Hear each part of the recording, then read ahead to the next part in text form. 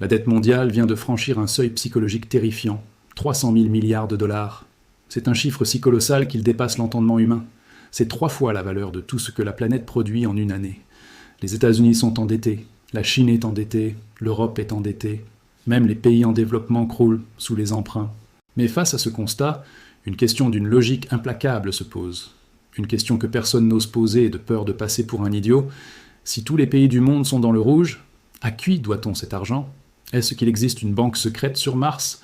Sommes-nous endettés auprès d'une civilisation extraterrestre ? Bien sûr que non. La réponse est beaucoup plus proche de vous et beaucoup plus inquiétante.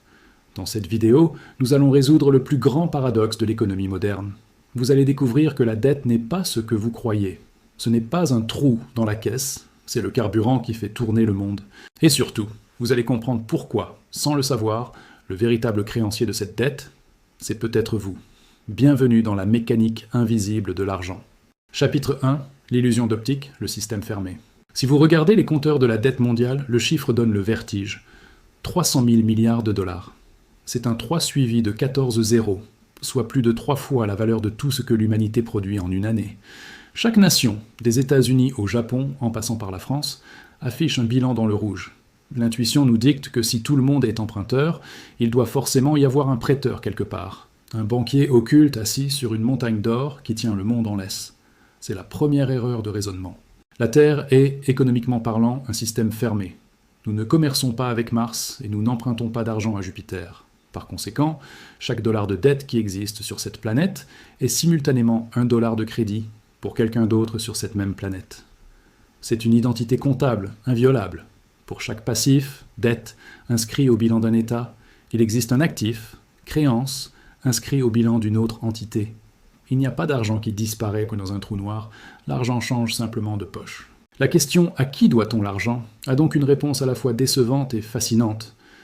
Nous nous devons l'argent à nous-mêmes. La dette mondiale est une toile d'araignée complexe de promesses de paiement entre les agents économiques. L'État doit de l'argent aux banques, les banques doivent de l'argent aux épargnants, et les entreprises doivent de l'argent aux investisseurs. C'est un jeu à somme nulle sur le plan comptable. Si vous additionnez toutes les dettes et toutes les créances du monde, le résultat est strictement égal à 0. Pourquoi ce chiffre de 300 000 milliards nous effraie-t-il alors ? Parce que nous avons tendance à imaginer l'économie d'un État comme celle d'un ménage. Si une famille s'endette à l'infini, elle finit par faire faillite car elle doit rembourser un tiers extérieur, la banque. Mais l'économie mondiale ne peut pas faire faillite envers elle-même. Elle peut subir de l'inflation, des crises de liquidité ou des défauts de paiement localisés, mais elle ne peut pas être insolvable au sens global du terme. Ce paradoxe révèle la véritable nature de la monnaie moderne. Dans notre système, la dette n'est pas une anomalie ou une erreur de gestion. C'est la matière première de l'économie. La dette est l'outil qui permet de transférer de la richesse du futur vers le présent. Lorsque le monde s'endette, il parie collectivement que la productivité de demain sera suffisante pour honorer les promesses d'aujourd'hui. C'est un acte de foi temporel, pas une soumission à un maître étranger. Cependant, dire que nous nous devons l'argent à nous-mêmes ne signifie pas que la dette est inoffensive. La répartition de cette dette est le véritable enjeu politique. Si l'État, le contribuable, doit de l'argent aux fonds de pension, les retraités, alors la dette est un mécanisme de transfert de richesse entre les travailleurs actifs et les inactifs. Le problème n'est pas le montant total de la dette, mais la tension sociale qu'elle crée entre ceux qui paient les intérêts et ceux qui les reçoivent. Chapitre 2. L'effet miroir, actif vs passif. Pour comprendre qui possède vraiment la dette, il faut regarder votre propre portefeuille, ou celui de vos parents. Si vous avez une assurance vie, un livret d'épargne réglementé, ou si vous cotisez à un fonds de pension pour votre retraite, vous êtes, sans le savoir, le créancier de l'État. Les organismes financiers ne gardent pas votre argent dans un coffre-fort sous forme de billets. Ils l'investissent pour qu'il génère des intérêts. Et l'investissement le plus sûr, le socle de tout portefeuille prudent, c'est l'obligation d'État, le bon du trésor. C'est ici que l'effet miroir opère. La dette publique, que les médias présentent comme un fardeau terrifiant, est en réalité l'épargne privée des citoyens. Ces deux termes désignent exactement la même chose, vus sous deux angles différents. Si demain, par magie, l'État français ou américain décidait d'annuler totalement sa dette pour libérer les générations futures, le résultat immédiat serait la destruction instantanée de l'épargne de millions de ménages. Vos assurances vie vaudraient en zéro. Les fonds de pension, qui gèrent les retraites de centaines de millions de travailleurs à travers le monde, sont les plus gros détenteurs de cette dette. Ils ont besoin de ces titres parce qu'ils offrent un rendement garanti le coupon et une sécurité quasi absolue. Ils ne peuvent pas jouer l'argent des retraites au casino de la bourse, ils doivent acheter de la dette souveraine. Ainsi, paradoxalement, la stabilité de votre future retraite dépend de la capacité de votre gouvernement à s'endetter et à payer les intérêts. Les grandes entreprises sont aussi des acheteurs massifs de dettes publiques. Apple, Microsoft ou Alphabet disposent de centaines de milliards de dollars de trésorerie. Elles ne laissent pas cet argent dormir sur un compte courant bancaire, trop risqué en cas de faillite bancaire. Elles achètent des bons du Trésor américain à court terme. Pour ces géants, la dette de l'État est un coffre-fort virtuel, un lieu de stockage de valeurs plus sûr que n'importe quelle banque commerciale. Il y a aussi les banques centrales étrangères. La Chine, le Japon ou l'Arabie saoudite possèdent des milliers de milliards de dettes américaines. Ce n'est pas par charité, mais par nécessité commerciale. Lorsqu'ils nous vendent des voitures ou du pétrole, ils récupèrent des dollars. Pour ne pas laisser ces dollars perdre de la valeur à cause de l'inflation, ils les recyclent en achetant de la dette américaine, qui rapporte des intérêts. C'est une boucle de rétroaction commerciale, pas une relation de domination unilatérale. En résumé, les créanciers du monde ne sont pas des martiens ou une cabale secrète. Ce sont les fonds de retraite californiens, les assureurs allemands, les exportateurs chinois et les épargnants français. La dette souveraine est la colonne vertébrale du système d'épargne mondial. Elle transforme la promesse fiscale d'un État en un actif financier liquide et échangeable. Sans dette publique, il n'y aurait, ironiquement, aucun endroit sûr où mettre son argent. Chapitre 3. La création monétaire, fiat. Pour aller plus loin, il faut comprendre que dans notre système moderne, dit fiat, l'argent est de la dette. Contrairement à l'époque de l'étalon or, où la monnaie représentait une quantité physique de métal stocké dans un coffre, l'argent d'aujourd'hui est créé ex nihilo lorsqu'un crédit est accordé. Lorsqu'une banque vous prête de l'argent pour acheter une maison, elle ne prend pas l'argent d'un autre client. Elle tape des chiffres sur un ordinateur et crée cet argent. À l'instant précis où vous signez votre prêt immobilier, deux choses naissent. Une dette, vous devez rembourser, et de l'argent frais, le vendeur de la maison reçoit les fonds. Si vous remboursiez intégralement ce prêt demain, l'argent disparaîtrait du système, retournant au néant comptable d'où il est venu. C'est pourquoi une économie sans dette est une économie sans monnaie. Pour qu'il y ait de l'argent en circulation pour acheter du pain, il faut que quelqu'un, quelque part, ait une dette en cours. Les obligations d'État jouent un rôle similaire, mais à l'échelle macroéconomique. Lorsque le gouvernement émet une obligation, il injecte des titres financiers sûrs dans l'économie. Ces titres servent de collatéral, garantie, pour presque toutes les transactions financières complexes. Les banques s'échangent ces titres contre du cash chaque nuit sur le marché repo pour équilibrer leurs comptes. La dette publique est littéralement l'huile qui permet au rouage bancaire de tourner sans gripper. C'est ici que l'incompréhension du public est la plus grande. Les gens pensent que l'État doit gérer son budget comme un bon père de famille. Mais un père de famille ne peut pas émettre sa propre monnaie ni voir sa dette utilisée comme monnaie de réserve mondiale. Si l'État cessait d'émettre de la dette, le secteur privé manquerait de liquidités et d'actifs sans risque, ce qui provoquerait une déflation massive et un effondrement économique, comme lors de la Grande Dépression. Ce système a été conçu pour être élastique. En période de croissance, le secteur privé s'endette pour investir. En période de crise, le secteur privé a peur et rembourse ses dettes, ce qui détruit la monnaie. L'État doit alors intervenir et s'endetter massivement pour remplacer la monnaie manquante et éviter que l'économie ne s'asphyxie. C'est ce qu'on a vu pendant le Covid. La dette publique a explosé pour compenser l'arrêt de l'activité privée. La dette n'est donc pas le signe d'une faillite imminente, mais un outil de régulation monétaire. Le danger n'est pas l'existence de la dette, mais la perte de contrôle sur sa valeur. Tant que la dette crée de la croissance productive, le système tient. Si la dette ne sert qu'à payer des dépenses courantes sans avenir, elle dilue la valeur de la monnaie existante, créant de l'inflation. C'est là le vrai risque, non pas le défaut de paiement, mais la perte de pouvoir d'achat. Chapitre 4, le collatéral. Pourquoi le monde en veut plus? Il existe un concept que très peu de gens connaissent, mais qui dirige Wall Street, la pénurie de collatéral, Safe Asset Shortage. Contrairement à ce qu'on entend, le monde financier ne se plaint pas qu'il y a trop de dettes américaines. Au contraire, les banques et les fonds d'investissement se plaignent souvent qu'il n'y en a pas assez. Cela semble contre-intuitif, mais c'est la clé pour comprendre la domination du dollar. Dans la finance moderne, personne ne se fait confiance. Si une banque veut prêter 1 milliard à une autre banque pour 24 heures, elle ne le fait pas sur une poignée de main. Elle exige une garantie, un gage. Ce gage doit être un actif dont la valeur est indiscutable, liquide et stable. L'or est trop lourd et difficile à transférer. L'immobilier est trop lent à évaluer. Le seul actif qui répond à ces critères est le bon du Trésor américain, US Treasury Bond, Le système financier mondial a besoin de ces obligations comme garantie pour sécuriser des milliers de milliards de dollars de produits, dérivés de contrats à terme et de prêts interbancaires. La dette américaine est devenue l'étalon or numérique.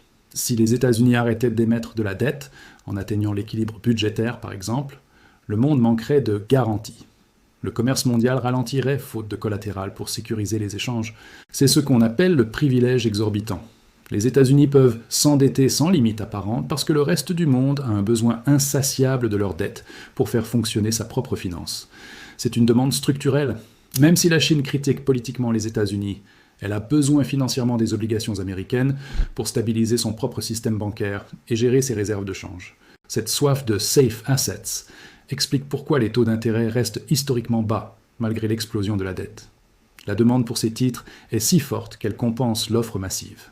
Les investisseurs préfèrent prêter à l'État américain ou allemand pour un rendement minime, voire négatif, en termes réels, plutôt que de risquer leur capital ailleurs. Ils ne cherchent pas le profit, ils cherchent la préservation du capital. Cependant, ce mécanisme crée une dépendance dangereuse. Le système entier repose sur la prémisse que la dette de l'État, sans risque, risk-free. Si un jour la solvabilité des États-Unis ou de l'Europe était sérieusement remise en question, c'est toute la pyramide des garanties financières qui s'effondrerait. Ce ne serait pas juste une crise de la dette publique, mais une crise de liquidité totale où plus personne ne pourrait rien échanger, car la garantie de base ne vaudrait plus rien. Chapitre 5. La confiance, le seul actif réel. Si l'argent est de la dette, et que la dette est une promesse, alors l'économie mondiale ne repose sur rien de physique. Elle repose entièrement sur un actif intangible, la confiance. La valeur des 300 000 milliards de dettes ne tient que parce que nous croyons collectivement que les États continueront d'exister, de lever des impôts et d'honorer leurs signatures dans 10 ou 30 ans. C'est une construction psychologique de masse. L'histoire nous montre ce qui se passe quand cette confiance se brise. Ce n'est pas une banqueroute traditionnelle où l'huissier vient saisir les meubles. Pour un État qui s'endette dans sa propre monnaie, le défaut de paiement prend une forme plus sournoise, l'inflation. Si les investisseurs ne croient plus en la dette d'un pays, ils vendent les obligations. Pour éviter que les taux d'intérêt n'explosent, la Banque centrale est obligée de racheter cette dette en imprimant de la monnaie. C'est le scénario du Venezuela ou de la République de Weimar. L'État ne fait pas défaut techniquement, il paie toujours ce qu'il doit, mais il paie avec une monnaie qui ne vaut plus rien. La dette est remboursée en monnaie de singe. C'est ainsi que les dettes excessives disparaissent historiquement. Elles ne sont pas remboursées par l'effort, elles sont liquéfiées par l'inflation. C'est une taxe invisible sur tous les détenteurs de monnaie. Aujourd'hui, nous sommes dans une phase critique. Les banques centrales ont tellement soutenu le marché de la dette qu'elles sont devenues les garants de dernier ressort. Elles ont supprimé la notion de risque. Mais en faisant cela, elles ont lié leur propre crédibilité à celle des États. Si l'inflation dérape durablement, la confiance dans la monnaie, le dollar, l'euro, s'érode. Et si la monnaie tombe, la dette libellée dans cette monnaie tombe avec elle. Le système de confiance repose aussi sur la capacité de coercition de l'État. La raison ultime pour laquelle la dette publique a de la valeur, c'est que l'État a le pouvoir de lever des impôts par la force. La dette est, in fine, une créance sur le travail futur des citoyens. Tant que l'économie est productive et que les citoyens acceptent l'impôt, la dette est soutenable. C'est un pari sur la stabilité sociale et politique à long terme. La smart money surveille donc un indicateur précis, le coût du service de la dette par rapport aux revenus fiscaux. Quand un pays doit dépenser plus pour payer les intérêts de sa dette que pour son armée ou son éducation, ce qui commence à être le cas aux USA, on entre dans une zone de turbulence. La confiance ne se perd pas petit à petit, elle se perd d'un coup, comme une falaise qui s'effondre après des années d'érosion. Chapitre 6. L'endgame, le remboursement impossible. Il faut se rendre à l'évidence, la dette mondiale de 300 000 milliards de dollars ne sera jamais remboursée. Mathématiquement, c'est impossible, sans provoquer une déflation dévastatrice qui ramènerait l'économie à l'âge de pierre. Et politiquement, aucun gouvernement ne peut imposer l'austérité nécessaire pour y parvenir. Mais la bonne nouvelle, c'est qu'elle n'a pas besoin d'être remboursée. Le secret le mieux gardé de la finance est le rollover, le roulement de la dette. Les États ne remboursent pas le principal de leur dette. Ils se contentent d'emprunter de nouveau pour payer les anciennes dettes qui arrivent à échéance. Tant que l'économie croît et que les prêteurs acceptent de renouveler les prêts, ce cycle peut durer éternellement. C'est une chaîne de Ponzi légale et institutionnalisée, validée par la croissance démographique et technologique. L'objectif des États n'est pas de ramener la dette à zéro, mais de la gérer. La stratégie consiste à faire en sorte que le PIB, la richesse produite, augmente plus vite que la dette. C'est ce qu'on appelle sortir de la dette par la croissance. Si votre revenu double mais que votre dette reste stable, votre dette devient 2 fois moins lourde sans que vous ayez remboursé un centime. C'est le pari de l'après-guerre, 1945, qui a fonctionné pendant les 30 Glorieuses. Cependant, dans un monde où la démographie baisse et la croissance ralentit, cette stratégie devient difficile. L'alternative probable est la répression financière. Les États vont forcer les institutions, banques, assurances, à détenir de la dette publique, à des taux inférieurs à l'inflation. Cela revient à grignoter lentement l'épargne des citoyens pour manger la dette réelle de l'État. C'est un défaut de paiement lent, indolore et invisible pour le grand public. Nous nous dirigeons vers un changement de paradigme monétaire.